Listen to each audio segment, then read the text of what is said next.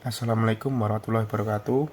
Kami dari kelompok 13 akan mempresentasikan hasil diskusi kami mengenai PT Frisian Flag Indonesia yang beranggotakan Dewangga Brilian Adi Pratama, Lutfi Arya, Andika Lutfi, Muhammad Brian.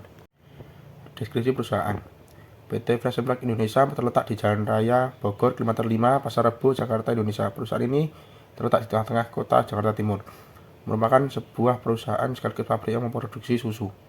PT Frisian Flag merupakan sebuah anak perusahaan yang memiliki pusat di Belanda, di bawah pengawasan perusahaan bernama Royal Friesland Food dan berkantor di Meppel, Belanda.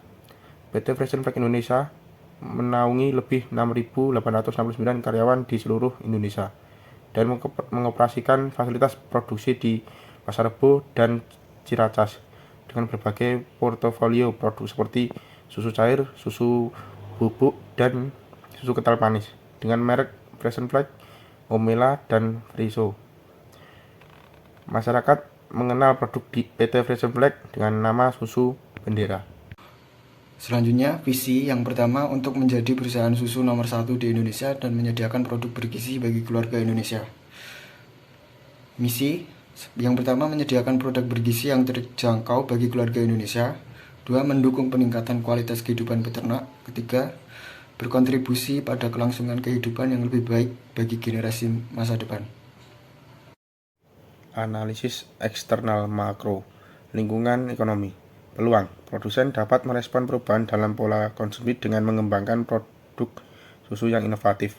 Misalnya, produk susu yang disesuaikan dengan kebutuhan diet tertentu seperti susu rendah laktosa, susu tinggi protein, atau susu yang diperkaya dengan nutrisi tambahan.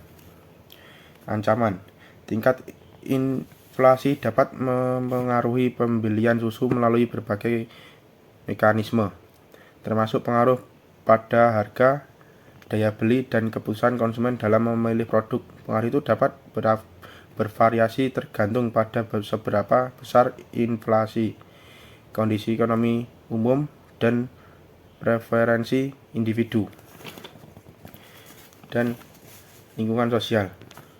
Peluang, jumlah kelahiran yang tinggi dapat menciptakan permintaan yang kuat untuk susu bayi dan formula bayi. Orang tua baru umumnya membutuhkan produk ini untuk memberikan nutrisi yang baik untuk bayi mereka. Ancaman, dengan mendapatkan per kapita yang rendah, konsumen mungkin memiliki daya beli terbatas. Ini dapat menyebabkan perusahaan pembelian produk susu yang lebih mahal, terutama produk susu premium atau yang lebih bermerek. Oke, yang selanjutnya analisis eksternal. Yang pertama, lingkungan politik, aspek peluang. Dukungan pemerintah terhadap penelitian dan pengembangan di sektor peternakan dapat membantu produsen susu mengadopsi teknologi terbaru untuk meningkatkan produktivitas dan efisiensi. Yang selanjutnya, aspek ancaman. Produsen susu perlu mematuhi persyaratan perizinan dan regulasi tertentu sebelum mereka dapat memasarkan produk tertentu. Hal ini dapat mencakup pemeriksaan pabrik, persyaratan sanitasi, dan persyaratan keamanan makanan. Yang kedua, lingkungan teknologi. Teknologi modern dan peternakan susu seperti penggunaan sistem otomatis dan sensor dapat meningkatkan efisiensi produksi susu. Dikarenakan hal ini dapat menghasilkan lebih banyak pasokan susu dengan biaya produksi yang lebih rendah, yang dapat mempengaruhi penjualan dengan menjaga harga produk lebih terjangkau.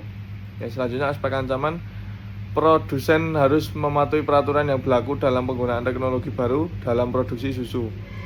Peraturan ini dapat berkaitan dengan keamanan pangan, lingkungan, kesejahteraan hewan, dan kesehatan ternak. Tidak mematuhi peraturan ini dapat mengakibatkan denda atau bahkan penutupan bisnis. Yang selanjutnya, analisis eksternal mikro. Yang pertama, ancaman pesaing baru. Yang pertama, brand equity. Dengan kesimpulan, ancaman pesaing baru. Yang kedua, akses ke distribusi. Sebagai kesimpulan, ancaman pesaing baru tinggi. Yang ketiga, tindakan balasan kompetitor. Dengan kesimpulan, ancaman pesaing baru. Yang kedua, kekuatan tawar-menawar pelanggan.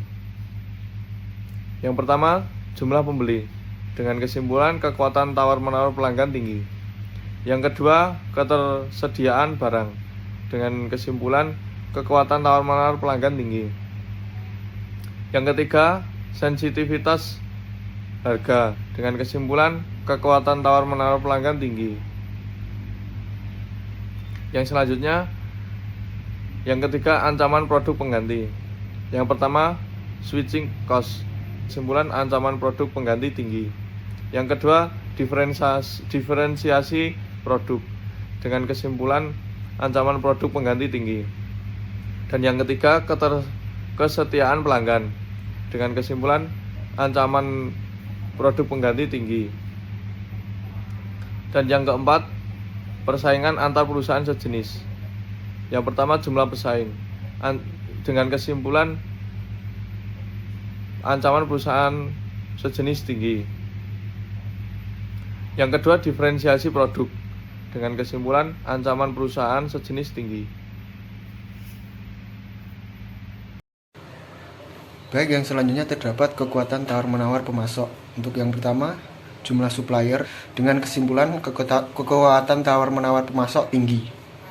Dan selanjutnya terdapat ketersediaan substansi input. Dengan kesimpulan kekuatan tawar-menawar pemasok tinggi. Dan yang ketiga, tingkat hubungan dengan supplier. Dengan kesimpulan kekuatan tawar-menawar pemasok tinggi. Baik, yang selanjutnya terdapat analisis internal. Di sini terdapat 5 analisis. Yang pertama, manajemen. Dengan analisis pertama, perusahaan menggunakan konsep manajemen strategis, ya.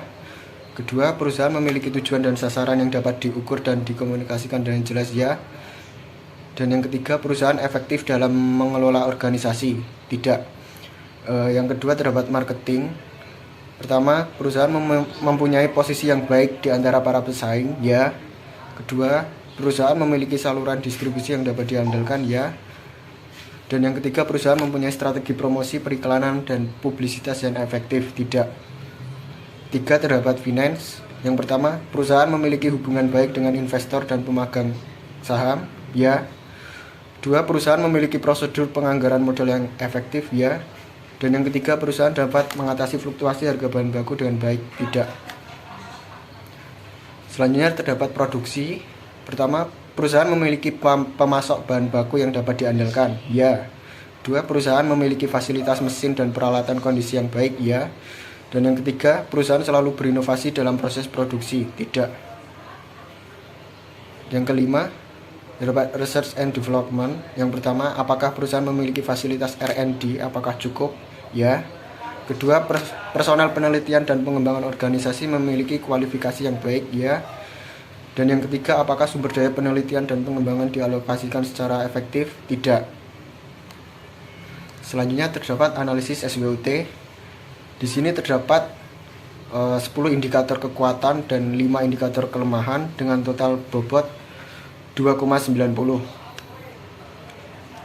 Dan selanjutnya terdapat 8 indikator peluang dan 8 indikator ancaman dengan total bobot 2,81. Baik, yang kemudian analisis BCG. Berdasarkan matrik Boston, PT Fashion Flag Indonesia berada pada kategori star karena menghasilkan kas dari penguasaan pasar yang besar.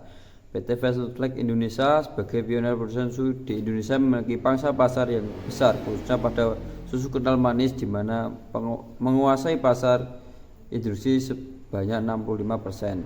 Investasi besar juga diperlakukan untuk melakukan inovasi agar dapat mempertahankan pangsa pasar yang sudah dikuasai saat ini. Dan saat ini PT Fashion Flag Indonesia masih dapat bertahan dengan produk-produk andalan seperti susu kental manis, cap bendera, susu Ceries atau susu kalsium Calcimax dan susu bubuk Fashion Flag. Dan kemudian alternatif strategi. Alternatif pengembangan produksi terdapat 5 penilaian, ya, karena PT Fashion Flag memiliki peningkatan dan kerjasama yang baik. Dan kemudian analisis strategi penetrasi pasar. yang memiliki penilaian 4 yes 1 no. Dan karena market share pesaing turun tetapi penjual institusi terus menaik. Kemudian integrasi horizontal, terdapat penilaian 4 yes 1 no karena pesaing kebingungan karena kurangnya keahlian atau memiliki kebutuhan atas sumber daya tertentu.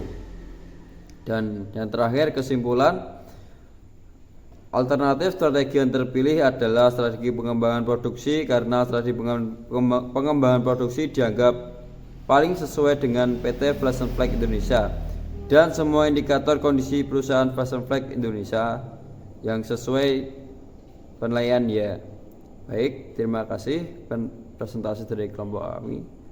Wassalamualaikum warahmatullahi wabarakatuh.